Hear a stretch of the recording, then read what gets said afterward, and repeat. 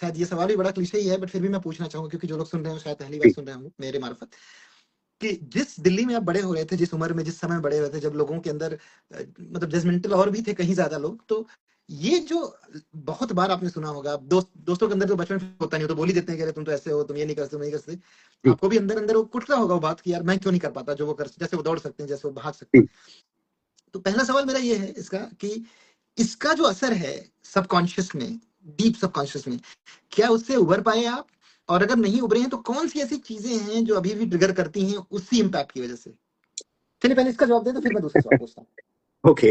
Well, ये ये cliché सवाल नहीं है, पहली बात तो मैं ये कहूंगा।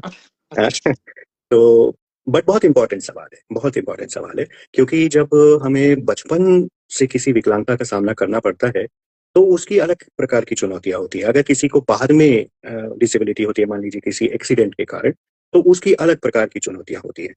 बचपन से हुई विकलांगता से जूझने में सबसे बड़ी दिक्कत एक्चुअली जो हम उम्र बच्चे होते हैं उन्हीं की तरफ से आती है। आपने बिल्कुल सही कहा, और मेरे साथ भी यही रहा, बिल्कुल बहुत मुश्किल रहा।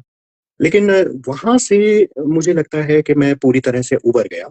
उसमें शुरुआती समय में बहुत समस्या रही, लेकिन मुझे लगता है कि पढ़ाई के प्रति जो मेरा जुनून था, या यूं कहिए, मैं इन जनरल इसको यूं कहूंगा कि किताबों के प्रति जो मेरा जुनून था, पढ़ने के प्रति, नॉट जस्ट कोर्स की किताबें, बट मुझे किताबें पढ़ना इन जनरल बहुत पसंद था।